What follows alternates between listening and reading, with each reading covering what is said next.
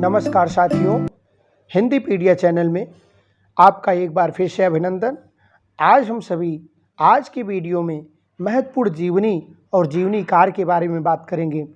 कौन सी जीवनियाँ परीक्षा के लिए उपयोगी हैं और कौन से जीवनी कार्य परीक्षा के लिए उपयोगी हैं जो परीक्षा में लगातार पूछे जाते हैं, ये सभी जानकारी आज हम इस वीडियो में करेंगे।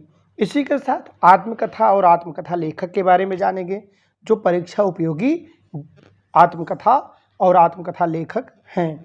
तो आगे वीडियो में चलें, इससे पहले अभी तक चैनल को सब्सक्राइब नहीं किया है तो आप सब्सक्राइब कर सकते हैं, जिससे हमारे द्वारा अपलोड किए गए वीडियो का नोटिफिकेशन आपको मिलता रहेगा। तो आइए चलते हैं वीडियो पर। लेखक और जीवनी। कार्तिक प्रसाद खत्री, यहाँ लेखक की बात करते हैं। कार्तिक प्रसाद खत्री की बात है कि अहिल्याबाई का जीवन चरित्र 1889 में, मीराबाई का जीवन चरित्र 1883 में, छत्रपति शिवाजी का जीवन चरित्र 1890 में, महाराजा विक्रमादित्य 1893 में। इस तरह से इन्होंने कार्तिक प्रसाद खन्नी ने जो जीवनियाँ लिखी हैं, इनकी जीवनियाँ हैं। चलिए आचार्य महावीर प्रसाद द्वारा लिखी गई जीवनी के बारे में बात कर लेते हैं। आचार्य महावीर प्रसाद द्विवेदी जी ने जो जीवनी लिखी है उसकी बात करते हैं तो सबसे पहले आपको देखने को मिल जाता है प्राचीन पंडित और कवि। सबसे पहले मिल जाता है प्राचीन पंडित और कवि। इसी तरह से और जीवनी मिलती है सुकवि संकीर्तन। सुकवि संकीर्तन तीसरी जीवनी इनके द्वारा जो लिखी गई है। चरित चर्चा तीसरी जीवनी जो है चरित चर्चा। इस तरह से इन्होंने ये 3 जीवनियाँ लिखी हैं जिसको आप देख पा रहे होंगे। 3 जीवनियाँ लिखी है जिसको आप देख पा रहे होंगे। इसी तरह से जैनेन्द्र ने एक जीवनी लिखी है अकाल पुरुष गांधी। अकाल पुरुष गांधी 1968 में लिखी। इनकी जीवनी बहुत प्रसिद्ध हुई और यह जीवनी परीक्षा में कई बार पूछी गई है, इसलिए जैनेन्द्र की जीवनी हमेशा याद रखेंगे। जैनेन्द्र के द्वारा लिखी गई जीवनी अकाल पुरुष गांधी 1968। अगले भाग में चलते हैं। शिवानी की जीवनी है यांत्रिक 1980। यांत्रिक लिखा है उन्होंने 1980 में। और मोहन राकेश ने जो जीवनी लिखी है आखिरी चट्टान तक। मोहन राकेश ने भी जीवनी लिखी आखिरी चट्टान तक। यह 1953 में लिखी गई। इसी तरह अगर अगली जीवनी की बात करें, काका कालेलकर जी ने भी जीवनी लिखी हिमालय की यात्रा 1948 में। हिमालय की यात्रा लिखी 1948 में। आप ध्यान देंगे रोम्या रोला ने एक जीवनी लिखी महात्मा गांधी विश्व के अद्वितीय पुरुष। महात्मा गांधी विश्व के अद्वितीय पुरुष। शिव प्रसाद सिंह ने जो जीवनी लिखी उत्तर योगी, यह परीक्षा में कई बार पूछी गई है। उत्तर योगी श्री अरविंद 1972 में लिखी। राम वृक्ष बेनीपुरी की जीवनी है रोजे लुफ्जेवर्ग, कार्ल मार्क्स, जयप्रकाश नारायण। इस तरह राम वृक्ष बेनीपुरी ने 3 जीवनियाँ लिखी हैं। तीनों को आप देख पा रहे हैं कि रोजे लुफ्जेमबर्ग, दूसरी जीवनी है कार्ल मार्क्स और तीसरी जीवनी है जयप्रकाश नारायण। इस तरह से 3 जीवनियाँ इनके द्वारा लिखी गईं। अगर आगे चलते हैं, आगे बात करते हैं ब्रिजरतन दास ने जीवनी लिखी है भारतेंदु की जीवनी। भारतेंदु की जीवनी किसने लिखी? ब्रिजरतन दास ने लिखी। इस तरह से यह जीवनी भी बहुत पूछी जाती है। इस जीवनी को भी आप ध्यान से पढ़ लेंगे। अब आती है शिवरानी द्वारा लिखी गई प्रेमचंद की जीवनी। शिवरानी उनकी पत्नी द्वारा लिखी गई प्रेमचंद जी की जीवनी प्रेमचंद घर में। प्रेमचंद घर में यह जीवनी बहुत बार परीक्षा में पूछी गई है, तो आशा है कि आप इसको याद रखेंगे। उनकी पत्नी शिवरानी जी ने लिखा था प्रेमचंद्र घर में।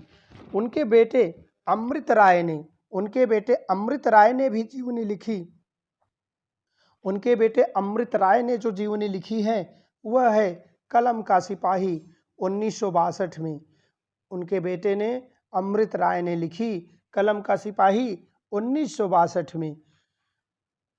इसके बाद मदन गोपाल ने जीवनी लिखी, कलम का मजदूर 1964 में। अंग्रेजी में बाद में उन्होंने हिंदी में अनुवाद किया। इसे लिखा था अंग्रेजी में और बाद में हिंदी में अनुवाद कर दिया था। चलिए आगे चलते हैं, कुछ और जीवनियाँ हैं जो महत्वपूर्ण है परीक्षा के लिए। कमल किशोर गोयनका, प्रेमचंद विश्वकोश भाग 1। कमल किशोर गोयनका ने लिखा है प्रेमचंद विश्वकोश भाग 1। इस तरह से लिखा है। गंगा प्रसाद पांडे ने कुछ जीवनियाँ लिखी हैं। महाप्राण निराला, महाप्राण निराला के बारे में इन्होंने जीवनी लिखी है। इसी तरह रामविलास शर्मा जी ने जीवनी लिखी है निराला की साहित्य साधना। निराला की यह साहित्य साधना 3 भागों में लिखी गई। 1969 में, दूसरा कार्ल मार्क्स, त्रोत्स्की और एशियाई समाज 1986 में। तो निराला की साहित्य साधना 3 भागों में लिखी गई। इसी तरह से और जीवनियों की बात कर लेते हैं। विष्णु प्रभाकर द्वारा लिखी गई जीवनी है आवारा मसीहा। विष्णु प्रभाकर द्वारा लिखी गई जीवनी आवारा मसीहा शरद चंद्र की जीवनी है, 1974 में लिखी गई। दिशा द्वार, दिशा की खोज, दिशांत, इस तरह से इनकी कई जीवनियां हैं जो यहाँ पर दी गई हैं। रामकमल राय की जीवनी है शिखर से सागर तक। शिखर से सागर तक याद रखेंगे, कई बार इसलिए हम बोल रहे हैं ताकि आपको याद होती जाएं। आप मेरे साथ साथ एक बार याद करते चलें, बाद में एक बार रिवीजन करेंगे तो हमेशा के लिए यह जीवनियाँ आपको याद रहेंगी। अब्दुल हमीद ने जो जीवनी लिखी है छोटे आदमी की बड़ी कहानी, डॉक्टर राही मासूम रजा, यह डॉक्टर राही मासूम रजा की जीवनी है छोटे आदमी की बड़ी कहानी। अब्दुल हमीद ने लिखा है। किसने लिखा है? अब्दुल हमीद ने। इसी तरह से अगली जीवनी की बात करते हैं। विष्णुचंद शर्मा ने जो जीवनी लिखी है वह जीवनी है मुक्तिबोध की जीवनी, अग्निसेतु 1976। नजरुल इस्लाम की जीवनी है। अग्निसेतु के रूप में किसकी जीवनी है? नजरुल इस्लाम की जीवनी है। अब मुक्तिबोध की जीवनी लिखी है। 2 जीवनी विष्णुचंद्र शर्मा जी ने लिखी है। घनश्याम दास बिड़ला ने जो जीवनी लिखी है बापू लिखा है 1940 में। मेरे जीवन में गांधी जी, मेरे जीवन में गांधी जी भी लिखा 1975 में। ये सभी जीवनियाँ परीक्षा में पूछी जाती हैं, इनको एक बार जरूर पढ़कर जाएं। परीक्षा में जाने से पहले यह वीडियो जरूर देख कर जाएं ताकि आपको जीवनी से जो भी प्रश्न पूछे जाएं उसका उत्तर देने में कोई तकलीफ या समस्या ना हो। चलिए अगले जीवनीकार पर चलते हैं। जगदीश चंद्र माथुर की जीवनी जो है जिन्होंने जीना जाना, जिन्होंने जीना जाना 1971 में लिखी जगदीश चंद्र माथुर ने। चलिए इसी तरह की कुछ और जीवनियों के बारे में बात करते हैं। अमृतलाल नागर, अमृतलाल नागर ने लिखा है चैतन्य महाप्रभु 1975 में। इसी तरह सूचना विभाग उत्तर प्रदेश द्वारा प्रकाशित एक जीवनी है संघर्षकालीन नेताओं की जीवनियाँ, संघर्षकालीन नेताओं की जीवनियाँ 1957।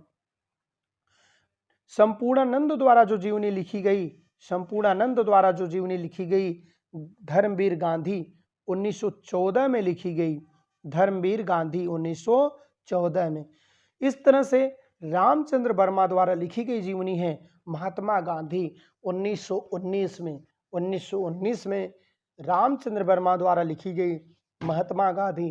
तो साथियों आपने देखा होगा अभी तक जितनी जीवनी हैं सबसे ज़्यादा जीवनियाँ लिखी गई हैं गांधी जी पर। इसलिए गांधी जी से जो जीवनियाँ आप पढ़ रहे हैं उसको बड़े ध्यान से पढ़ेंगे कि कौन किसने क्या लिखा। इसी तरह डॉक्टर राजेंद्र प्रसाद जी ने जीवनी लिखी है चंपारण में महात्मा गांधी 1919 में। डॉक्टर चंद्रशेखर ने जीवनी लिखी है जीवन यात्रा, ज्ञानी जैल सिंह की जीवनी है। किसकी जीवनी है? ज्ञानी जैल सिंह की। इसी तरह और जीवनियों पर चलते हैं। डॉक्टर चंद्रशेखर ने लिखा जीवन यात्रा, ज्ञानी जैल सिंह की जीवनी, और डॉक्टर राजेंद्र प्रसाद ने जो लिखा है चंपारण में महात्मा गांधी 1919 चंपारण। इसी तरह से रामनिवास राजू ने जो जीवनी लिखी है मरुभूमि का वह मेघ, घनश्याम दास बिड़ला की जीवनी है 1986 में लिखी गई है। मरुभूमि का मेघ, घनश्याम दास बिड़ला को मरुभूमि का मेघ भी कहा है उन्होंने, जीवनी में यह नाम देते हुए उनकी जीवनी लिखी है। बाबू राधा कृष्ण दास ने भारतेंदु बाबू हरिश्चंद्र की जीवनी लिखी है 1904 में। बाबू विश्वनंदन सहाय ने हरिश्चंद्र की जीवनी लिखी है, हरिश्चंद्र नाम से जीवनी लिखी है 1905 में। इसी तरह ब्रज लाल दास ने जो जीवनी लिखी है भारतेंदु हरिश्चंद्र 1948 में। इस तरह से महत्वपूर्ण जीवनियाँ आज हमने देखे हैं। यह जीवनियाँ हम याद रखेंगे ताकि जब भी परीक्षा में हम बैठें इन जीवनियों से सही उत्तर देने में सक्षम रहें। आगे आते हैं कुछ आत्मकथा लेखक और आत्मकथाएं, जो आत्मकथा लेखक हैं और उनसे जुड़ी हुई आत्मकथाएं। बनारसी दास जैन की आत्मकथा है अर्धकथानक। बनारसी दास जैन की आत्मकथा है अर्धकथानक। क्या है? अर्धकथानक। सत्यानंद अग्निहोत्री मुझमें देव जीवन का विकास। सत्यानंद अग्निहोत्री ने जो लिखा है मुझमें देव जीवन का विकास उन्होंने लिखा है, मुझमें देव जीवन का विकास लिखा है। चलिए, सुभाष चंद्र बोस ने तरुण के स्वप्न लिखे हैं। सुभाष चंद्र बोस ने तरुण के स्वप्न लिखे हैं। किसके लिखे हैं? तरुण के स्वप्न। चलिए और जीवनियाँ लिखते हैं और आत्मकथाएं देखते हैं। आत्मकथाएं, सुभाष चंद्र बोस ने तरुण के स्वप्न आत्मकथा लिखी है। राहुल सांस्कृत्यायन ने मेरी जीवन यात्रा आत्मकथा लिखी है। यशपाल ने सिंहावलोकन आत्मकथा लिखी है। शांतप्रिय द्विवेदी ने परिव्राजक की कथा लिखी है। इसी तरह से कुछ और आत्मकथाएं हैं। चतुरसेन शास्त्री ने जो आत्मकथा लिखी है मेरी आत्म कहानी, बहुत बार परीक्षा में पूछी गई है। यह परीक्षा में बहुत ही बार पूछी गई है। मेरी आत्म कहानी किसकी आत्मकथा है? तो चतुरसेन शास्त्री की आत्मकथा है। उग्र द्वारा जो आत्मकथा लिखी गई है, पांडे बेचन शर्मा उग्र द्वारा जो आत्मकथा लिखी गई है वह आत्मकथा है अपनी खबर। वो आत्मकथा क्या है? अपनी खबर। इसी तरह से आप देख पा रहे होंगे बाबू गुलाब राय द्वारा जो आत्मकथा लिखी गई है वह है मेरी असफलताएं। मेरी असफलताएं। रामविलास शर्मा द्वारा, रामविलास शुक्ल द्वारा लिखी गई जो आत्मकथा है मैं क्रांतिकारी कैसे बना। मैं क्रांतिकारी कैसे बना। चलिए कुछ आत्मकथाएं और हैं। हरिवंश राय बच्चन की जो आत्मकथाएं हैं, क्या भूलूं क्या याद करूं, क्या भूलूं क्या याद करूं। इसी तरह से अगली आत्मकथा है नीड़ का निर्माण। नीड़ का निर्माण। फिर प्रवासी की डायरी, 10 द्वार से सोपान तक। इनकी 4 आत्मकथाएं हैं जो बहुत बार परीक्षा में पूछी जाती हैं। तो हरिवंश राय बच्चन की आत्मकथा कभी ना भूलें। हरिवंश राय बच्चन की आत्मकथा हमेशा याद करके जाएं। देवेंद्र सत्यार्थी की आत्मकथा है चांद सूरज के बीरन। चांद सूरज के बीरन किसकी आत्मकथा है? देवेंद्र सत्यार्थी ने जो आत्मकथा लिखा है चांद सूरज के बीरन। पुरुषोत्तम दास टंडन ने आत्मकथा लिखी है राख की लपटें। राख की लपटें। और सुमित्रा नंदन पंत ने लिखा है 60 वर्ष एक रेखांकन। 60 वर्ष एक रेखांकन सुमित्रा नंदन पंत ने लिखा है, जो बहुत ही प्रसिद्ध आत्मकथा है। कई बार इसे भी पूछा गया है, इसलिए ये सभी आत्मकथाएं आप सभी याद करेंगे। दोस्तों, आशा है कि आज का वीडियो आपको बहुत पसंद आया होगा। वीडियो पसंद आया है तो चैनल को सब्सक्राइब कर लें, जिससे हमें मनोबल प्रदान हो और हम इसी तरह के महत्वपूर्ण अंशों से अनेक वीडियो लेकर उपस्थित होते रहें और आपकी परीक्षा में मदद करते रहें। चलिए आज के लिए इतना ही। धन्यवाद। जय हिंद, जय भारत।